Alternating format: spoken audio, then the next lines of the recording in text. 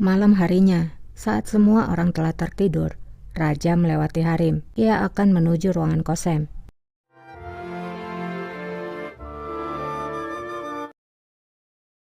Saat berada di ruangan Qasem, ia pun melihat Qasem yang sedang tertidur. Raja lalu mengelus wajah Qasem. Ia pun membangunkan Qasem. Raja meminta Qasem untuk ikut dengannya. Hadi gel benimle. Sementara di ruangan Safiye Sultan, ia nampak belum tidur.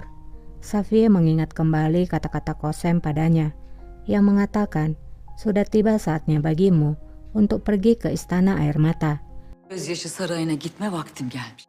Safiye pun mengatakan, kalau Qasem adalah pengkhianat. Bagaimana bisa ia mengatakan hal itu setelah apa yang kita lakukan padanya? Dia bukan siapa-siapa. Janet pun berkata, tidak ada yang peduli dengan wanita itu jika bukan dirimu sultanaku. Safiye pun berkata, dia bahkan tidak akan bertahan selama 3 hari di harem. Vallahi sultanım ben. Bulbul pun berkata, aku juga terkejut sultanaku. Dia telah menggigit tangan yang memberi dia makan. Safiye pun berkata, ini tidak baik Bulbul. Mereka mendepak kita keluar dari istana kita. Aku memiliki banyak kenangan di sini. Sakit, kematian, kelahiran dan sukacita. Bu saray bizim için bir Istana ini adalah lautan bagi kita. Jika kita keluar, maka kita akan kehabisan nafas. Kita akan mati seperti ikan.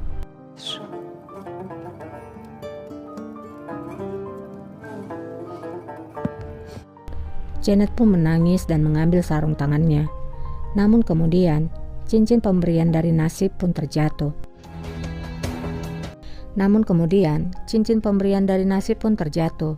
Janet lalu mengambil cincin itu dan tersenyum. Janet berkata, aku punya ide sultana. buldum sultan. Kembali kepada Raja. Raja membawa Qasem ke suatu tempat di mana Qasem menutup matanya untuk pergi ke sana. Ahmet. Sakın açma. Dan Raja lalu menyuruh Qasem untuk membuka matanya. Gördüğün her şey senin. Raja lalu berkata, apapun yang kamu lihat adalah milikmu Qasem.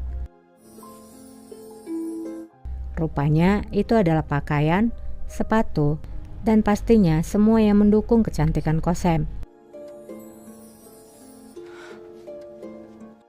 Qasem langsung mencium Raja setelah melihat semua pemberian itu. Raja berkata, percayalah padaku Qasem, dibandingkan dirimu, semua itu tidak ada apa-apanya. Semuanya tidak berharga. Semuanya akan hilang. Namun aku tidak akan lengkap tanpa dirimu. Raja lalu memberikan sebuah kalung dan menjelaskan arti kalung itu. Kalung ini berbentuk tulip seperti lambang dari negara kita. Hanya anggota dinasti yang bisa memakainya dan juga kamu. Raja lalu memakaikan kalung itu. Setelah itu, Qasem kembali mencium Raja. Kösem'in annesininmiş. Kembali kepada Safiye Sultan. Safiye pun kini memegang cincin itu. Janet menjelaskan kalau cincin itu adalah milik dari ibu Qasem. Nasib yang telah memberikannya padaku, di mana ayah Qasem telah memberikannya kepada Nasib.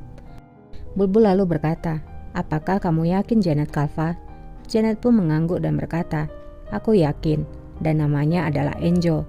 Dia datang dari jauh dari Kefalonia untuk melihat putrinya. Safiye pun berkata, kita menemukan jalan keluar tanpa kita duga. Kami mendapatkanmu sekarang Qasem. Şimdi elimize düştün Kösem.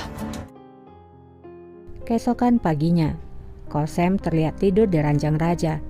Ia bangun dan melihat kembali kalung pemberian Raja dan tersenyum. Qasem lalu mendengar suara tetesan dan ia pun menuju sumber suara. Dan ternyata tetesan itu berasal dari lukisannya. Ia pun membuka lukisannya. Dan rupanya wajahnya yang di lukisan itu telah ditutupi oleh sesuatu yang berwarna merah. Anadolu yangın yeri. Sementara raja, ia sedang mengadakan pertemuan. Nasu melaporkan kalau di Anatolia terjadi kekacauan. Jika kamu sendiri yang memimpin pasukan, hal itu akan menyemangati para prajurit dan menakuti musuh juga. Elbette o günlerde gelecek Nasuh Paşa. Darvis pun berkata, itu hanya akan terjadi suatu hari Nasupasa. Ini adalah ekspedisi pertama yang akan dihadiri raja, sehingga akan membutuhkan persiapan yang besar.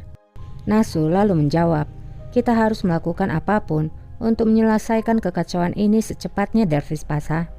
Raja lalu berkata, aku telah memberikan perintah untuk membuat persiapan, tapi kita tidak memiliki waktu Nasu. Kamulah yang akan memimpin pasukan dan kamulah yang akan berbaris menuju Bandit Jalali. Üzerine sen yürüyeceksin. Nasu pun hanya bisa berkata, sesuai keinginanmu rajaku. Sultanım. Kosem lalu menghampiri Safiye Sultan. Ia pun mengatakan, ada seseorang yang datang ke ruangan raja ketika aku sedang tidur dan memberikan cat berwarna darah di lukisanku. Janet pun berkata, itu artinya kamu telah membuat seseorang kesal, mengecewakan, dan menyinggung seseorang. Kosem pun berkata, siapapun yang melakukan hal itu, Janet Hatun, harusnya tahu kalau Anastasia telah mati.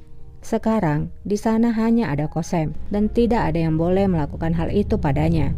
Safiye pun berkata, Anastasia juga sudah mati bagi kami. Itulah mengapa darah itu telah dicurahkan di lukisan itu. Setelah menjadi Kosem, kamu tidak akan bisa membayangkan apa yang akan kami lakukan padanya. Kosem pun menjawab, apapun yang kamu lakukan, keputusan tidak akan berubah. Kamu akan tetap pergi ke istana air mata. Safiye pun lalu melihat kalung Kosem dan berkata, kamu mengenakan lambang dari dinasti. Itu tidak akan membuatmu menjadi seorang sultanah Hatun. Kamu hanyalah seorang selir. Kosem pun menjawab, aku memang selir, bahkan dirimu juga seorang sultanah yang hebat. Aldığımız her kararın minnet. Safiye berkata, setiap keputusan yang kita buat dalam hidup ini memiliki konsekuensi, baik ataupun buruk. Bukannya berada di sisi kami, kamu memilih untuk melawan kami. Bukannya tunduk, kamu malah berkhianat. Tentu saja, di sana akan ada konsekuensi. Ben hünkârımızın yanında. Kosem pun menjawab, aku memilih berada di sisi raja sultanku. Aku tidak menangis seperti orang lain atau memilih melarikan diri seperti dirimu. Safiye pun marah mendengarnya. Ia kemudian membentak Kosem. Sen kimsin? Ne haddine bu sözler? Siapa kamu? Beraninya kamu. Kami telah mengelabui badai lebih daripada yang kamu bayangkan. Apakah kamu tahu sudah berapa banyak kami diracuni? Sudah berapa banyak kami ditusuk dari belakang? Tapi aku bertahan di atas semua itu. Sultanım. Hiç şüphen olmaz. Jangan meragukan, kami akan bertahan lagi. Dan kami akan menghancurkan siapapun yang memberontak kepada kami. Kamu bisa pergi. Bilirsin. Kosem pun pergi dari sana, namun Bulbul menghentikan Kosem.